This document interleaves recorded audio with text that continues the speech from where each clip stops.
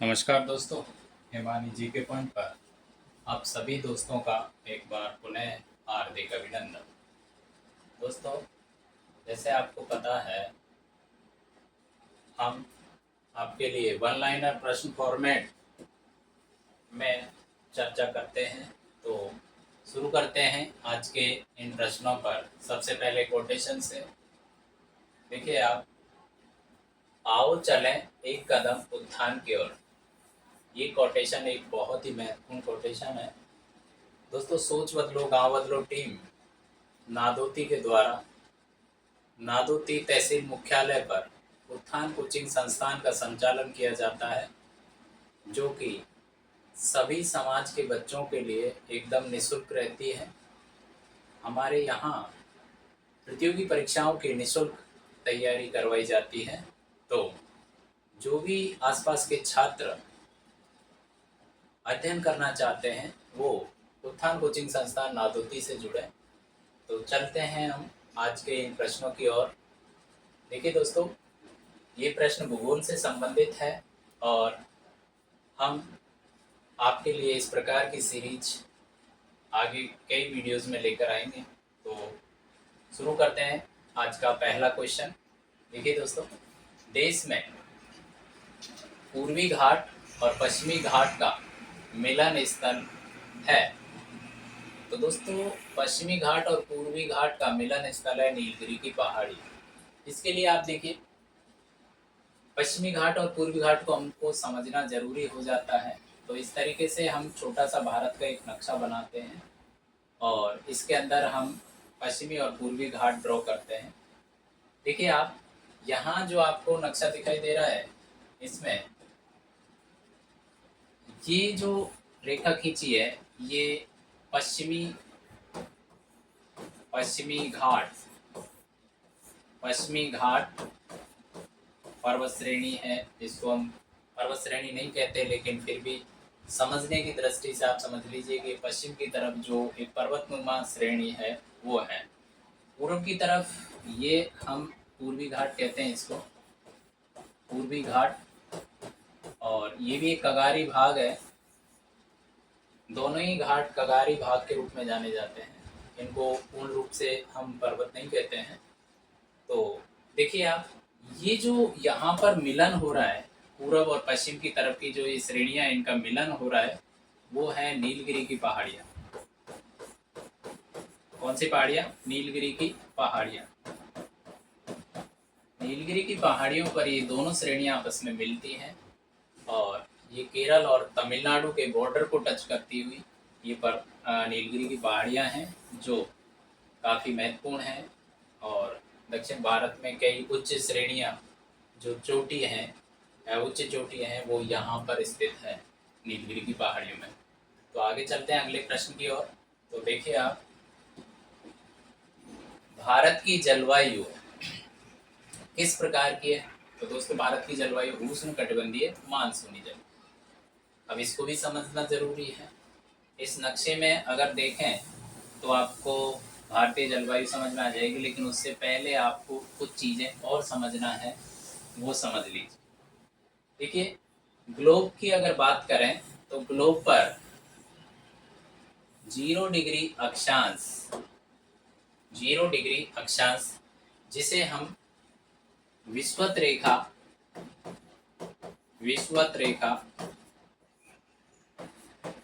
या दूसरा नाम भूमध्य रेखा कहते हैं, भूमध्य रेखा कहते हैं। दोस्तों, 0 डिग्री के उत्तर में नॉर्थ पोल और 0 डिग्री के दक्षिण में साउथ पोल, मतलब उत्तरी ध्रुव और दक्षिणी ध्रुव बिंदु हैं। तो जैसे ही हम 0 डिग्री से उत्तर की ओर चलेंगे, तो आपके जो अक्षांश महत्वपूर्ण है उनके बारे में चर्चा करते हैं। तो सबसे महत्वपूर्ण जो अक्षांश है इसके बाद, 0 के बाद, वो है 23.5 डिग्री अक्षांश। इसके बाद जो महत्वपूर्ण अक्षांश माना जाता है वो माना जाता है 66.5 डिग्री अक्षांश। और अंत में जो ध्रुवीय अक्षांश होता है वो है 90 डिग्री। इसी प्रकार से दक्षिण की तरफ जब हम बढ़ते हैं तो महत्वपूर्ण अक्षांश है 23.5 डिग्री। उसके बाद जो महत्वपूर्ण अक्षांश है वो है 66.5 डिग्री। और अंत में जो महत्वपूर्ण अक्षांश है वो है 90 डिग्री। अब दोस्तों इनको किस किस नाम से जानते हैं वो भी आप देख लीजिए। 0 डिग्री अक्षांश के बारे में हमने देख लिया। अब उत्तर की तरफ चलते हैं। पहले 23.5 डिग्री जो उत्तरी अक्षांश है उसको बोलते हैं कर्क रेखा। क्या बोलते हैं दोस्तों? कर्क रेखा। ये एक बहुत ही महत्वपूर्ण अक्षांश है। इसी प्रकार से 66.5 डिग्री को बोलते हैं आर्कटिक व्रत। आर्कटिक व्रत। और 90 डिग्री अक्षांश को दोस्तों बोलते हैं उत्तरी ध्रुव। क्या बोलते हैं? उत्तरी ध्रुव। इसी प्रकार से दक्षिण की तरफ बढ़ते हैं तो 23.5 डिग्री अक्षांश को हम बोलेंगे मकर रेखा। मकर रेखा। और 66.5 डिग्री अक्षांश को बोलेंगे अंटार्कटिक व्रत। अंटार्कटिक व्रत। और 90 डिग्री अक्षांश को बोलेंगे दक्षिणी दक्षिणी ध्रुव। क्या बोलेंगे दोस्तों? दक्षिणी ध्रुव। अब देखिए, इस प्रश्न को समझने के लिए कि जलवायु कैसी है, इसको समझने के लिए पहले हमें कटिबंध पता होने चाहिए। क्या पता होना चाहिए? कटिबंध। तो दोस्तों ग्लोब को 7 मुख्य पेटियों में बांटा गया है, जिन्हें अक्षांशों के बीच डिस्ट्रीब्यूट किया गया है। और अक्षांशों के बीच के जो भाग है उनको कटिबंध बोलते हैं। तो आपके जो 0 डिग्री से 23.5 डिग्री उत्तर और 23.5 डिग्री दक्षिण की ओर जो भाग होता है उसको बोलते हैं हम उष्ण कटिबंध। क्या बोलते हैं दोस्तों? उष्ण कटिबंध। क्या बोलते हैं? उष्ण कटिबंध। और उष्ण कटिबंध कौन सा भाग है? 23.5 डिग्री उत्तरी और 23.5 डिग्री दक्षिणी अक्षांशों तक का भाग। दोनों के बीच का जो भाग है उसको बोलते हैं उष्ण कटिबंध। तो यहाँ उष्ण कटिबंधीय प्रकार की हो गई, लेकिन दक्षिण पश्चिम मानसून जो आता है हमारे, वो महत्वपूर्ण हो जाता है। और इसीलिए यहाँ की जो जलवायु है जिसका वर्गीकरण विश्व स्तर पर किया गया है तो मानसूनी जलवायु के रूप में किया गया है। लेकिन कई बार आपको लिखा मिलेगा कि उपोष्ण कटिबंधीय। उपोष्ण कटिबंधीय। तो आपको क्या लगता है, होगी उपोष्ण कटिबंधीय जलवायु भारत में? भारत में उपोष्ण कटिबंध के अंतर्गत कटिबंध के अंतर्गत आता है या नहीं आता है, तो ये आप कब पता कर पाएंगे? तब इसका आपको वर्गीकरण पता होगा। अब देखिए दोस्तों, आगे देखिए, 23.5 डिग्री से 66.5 डिग्री के बीच में जो क्षेत्र होता है उन क्षेत्रों को कहते हैं हम उपोष्ण कटिबंध या शीतोष्ण कटिबंधीय क्षेत्र। क्या कहते हैं? उपोष्ण कटिबंधीय या शीतोष्ण कटिबंधीय क्षेत्र कहते हैं। तो हम कह सकते हैं कि भारत की जलवायु उष्ण कटिबंधीय प्रकार की मानसूनी जलवायु है। लेकिन कई बार उपोष्ण शब्द अगर साथ में आता है कि कैसी जलवायु के किस कटिबंध के अंतर्गत आता है, कौन सी जलवायु पाई जाती है, अगर उपोष्ण कटिबंधीय प्रकार की जलवायु भी शामिल होती है उष्ण कटिबंध के साथ, तो वो उत्तर भी सही माना जाएगा। क्यों माना जाएगा? क्योंकि इसके लिए आपको एक चीज और जानना होगा, वो ये है कि भारत का विस्तार तब बेहतर तरीके से समझ में आएगा। भारत का विस्तार, और इसको समझने के लिए केवल अक्षांशीय विस्तार हमें पता होना चाहिए। कौन सा विस्तार? अक्षांशीय विस्तार ही हमें पता होना चाहिए। तो देखिए, आपके अक्षांशीय विस्तार, आपके दक्षिण से उत्तर की ओर जो विस्तार है वो आपको पता है। भारत उत्तरी गोलार्ध का देश है। भारत उत्तरी गोलार्ध में पड़ता है। पहली बात तो उत्तरी गोलार्ध में भारत कहाँ पड़ता है? उत्तरी गोलार्ध। और देशांतरी दृष्टि से पूर्वी देशांतर। ठीक है। उत्तरी गोलार्ध में भारत का जो विस्तार है वो है 8 डिग्री 4 मिनट से 37 डिग्री 6 मिनट। कितना है? 8 डिग्री 4 मिनट से 37 डिग्री 6 मिनट, जो कि स्थलीय सीमा को टच करता है। जलीय सीमा में 6 डिग्री 4 मिनट से विस्तार पाया जाता है। अब देखिए, आप यहाँ गौर फरमाइए कि उष्ण और उपोष्ण क्यों, उष्ण कटिबंध क्यों और साथ में उपोष्ण कटिबंध क्यों। यहाँ देखिए, भारत का विस्तार है 8 डिग्री 4 मिनट से 37 डिग्री 6 मिनट।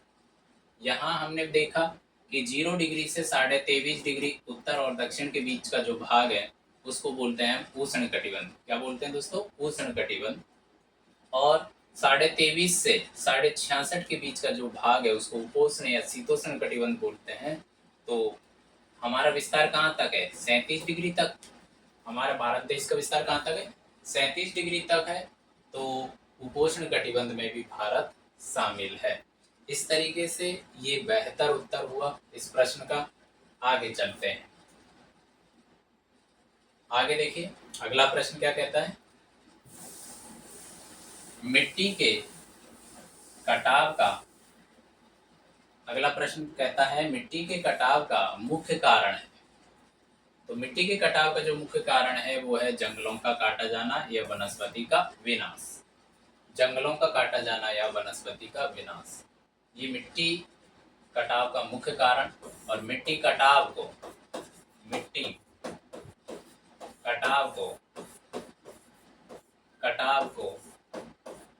अपरदन कहा जाता है।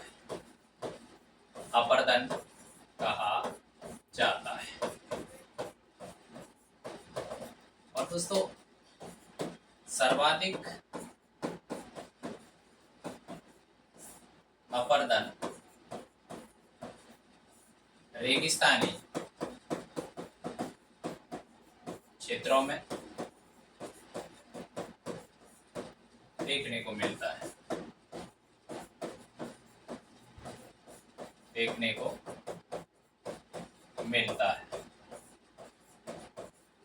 तो आगे देखिए, अगला प्रश्न क्या कहता है कि अब देखिए, विश्व प्रसिद्ध भांकड़ा बांध और नांगल बांध कहाँ स्थित है? तो कहाँ की जगह आप कर लीजिए, किस नदी पर स्थित है? किस नदी पर स्थित है दोस्तों? ये स्थित है सतलज नदी पर। सतलज नदी पर। अब देखिए, भांकड़ा बांध और नांगल बांध ये जो आपकी एक बहुउद्देशीय परियोजना है, बहुउद्देशीय परियोजना है। भांकड़ा और नांगल जो परियोजना है एक बहुउद्देशीय परियोजना है। साथ में आप इस शब्द को भी क्लियर कर लीजिए कि बहुउद्देशीय किसे कहते हैं?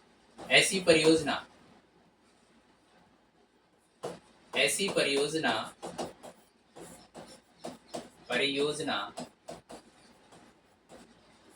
जिनका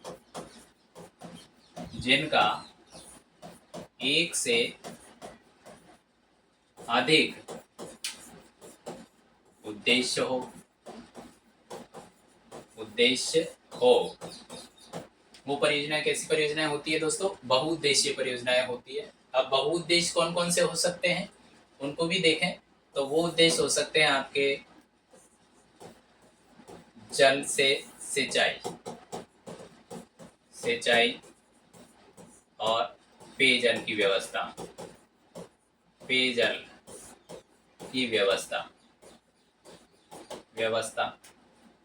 इसी में मछली पालन हो सकता है, पर्यटन हो सकता है और जल विद्युत हो सकता है। तो ये तो हुआ एक बहुउद्देशीय परियोजना क्या होती है वो। अब देखिए, भांकड़ा और नांगल जो बहुउद्देशीय परियोजना है वो 2 राज्यों से संबंधित है। 2 राज्य जिनमें ये बांध बने से संबंधित है। हालांकि परियोजना में अन्य राज्यों की हिस्सेदारी भी है, लेकिन जहां ये बांध बने हैं वो बांध दो राज्यों से संबंधित है। पहला जो बांध है वो आपका भांकड़ा बांध है इस परियोजना पर, और दूसरा बांध है नांगल बांध। भांकड़ा जो बांध है, भांकड़ा बांध हिमाचल प्रदेश, और नांगल बांध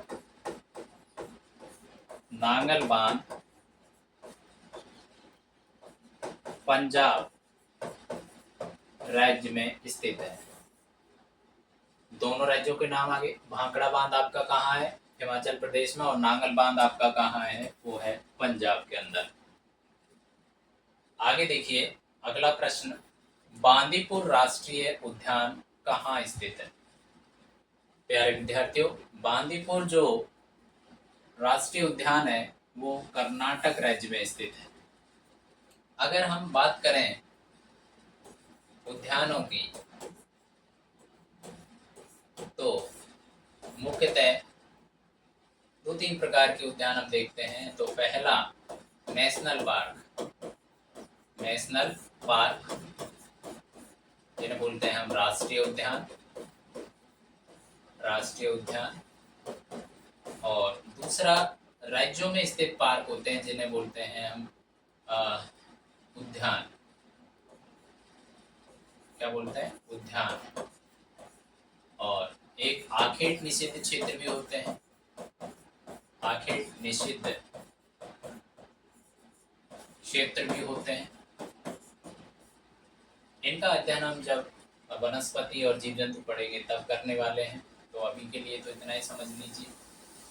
तो कर्नाटक में कौन सा उद्यान हो गया दोस्तों? कर्नाटक में हो गया बांदीपुर राष्ट्रीय उद्यान। कौन सा? बांदीपुर राष्ट्रीय। अगले प्रश्न को देखिए, सरदार सरोवर परियोजना कहाँ स्थित है? दोस्तों सरदार सरोवर परियोजना गुजरात राज्य में स्थित है, और गुजरात में एक नदी बहती है, नर्मदा नदी।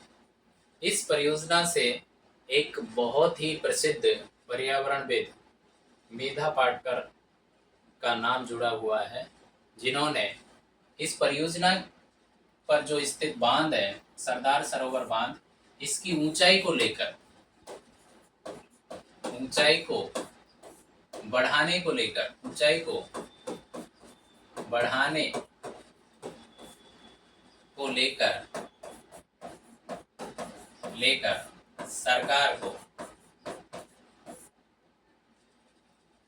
सरकार को चुनौती दी। उनका मानना था कि इस क्षेत्र में जितनी वनस्पति और जो लोग निवास करते हैं उनको काफ़ी नुकसान होने वाला है। तो इन्होंने सरदार सरोवर जो परियोजना है उस पर आपत्ति जताई कि जितनी ऊंचाई है उतनी रहने दीजिए। अगर इसकी ऊंचाई बढ़ाएंगे तो यहाँ के लोगों को नुकसान होगा। तो सरकार ने कुछ हद तक ऊंचाई थोड़ी जितनी बढ़ाना निश्चित किया था उससे कम बढ़ाई। ऐसे में ये मेधा पाटकर का नाम चर्चा में आता है। और अब आगे बढ़ते हैं।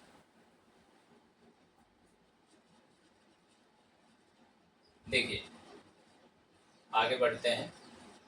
सरदार सरोवर परियोजना हमने पढ़ लिया है। अब देखते हैं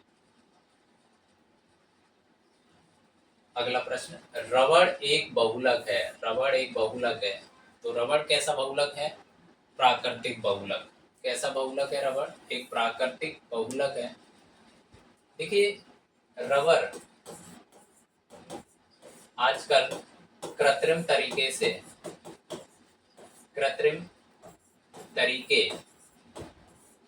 से बनाया जाता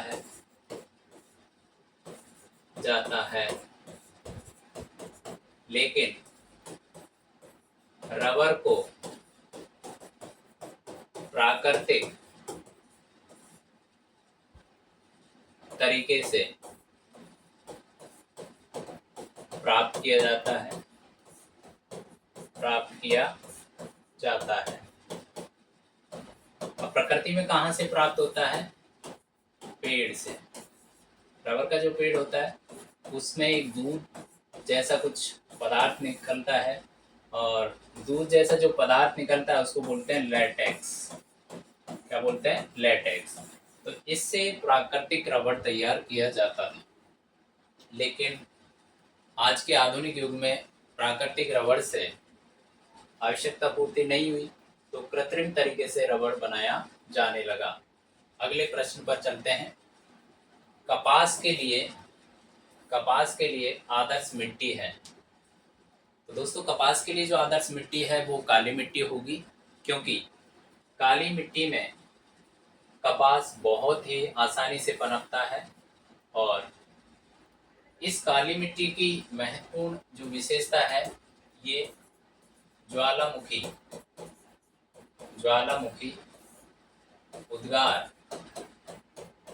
उद्गार के साथ धरातल पर आती है। धरातल पर जो लावा प्राप्त हुआ उससे निर्मित है।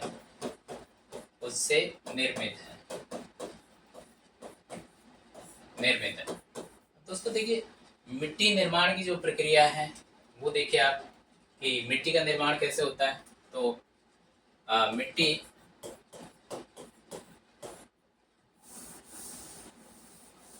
मिट्टी निर्माण, देखिए मिट्टी का जो निर्माण है वो मुख्य चट्टान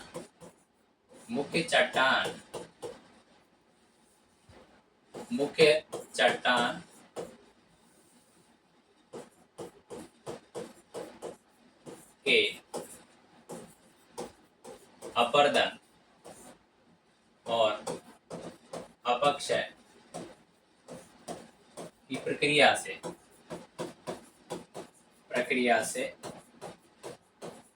होता है, जिसमें कई कारक शामिल होते हैं।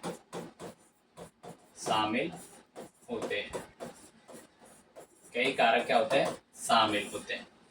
तो मिट्टी निर्माण की जो सबसे महत्वपूर्ण प्रक्रिया है वो है मूल चट्टान। और मूल चट्टान यहाँ पर काली मिट्टी के लिए है वो है लावा। और लावा से क्या बनता है? लावा से बना आपके पठारी भाग, और पठारी भाग का जो अपक्षय और अपर्दन निक्षेपण की जो प्रक्रिया है उससे काली मिट्टी का निर्माण होता है। तो भारत में काली मिट्टी का मुख्य क्षेत्र वो माना जाता है दक्कन का पठार। और दक्कन का जो पठार है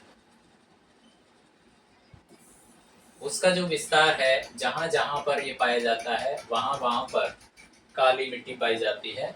और इस काली मिट्टी को ही दूसरा नाम दिया गया रेगूर मिट्टी या रेगूर मृदा।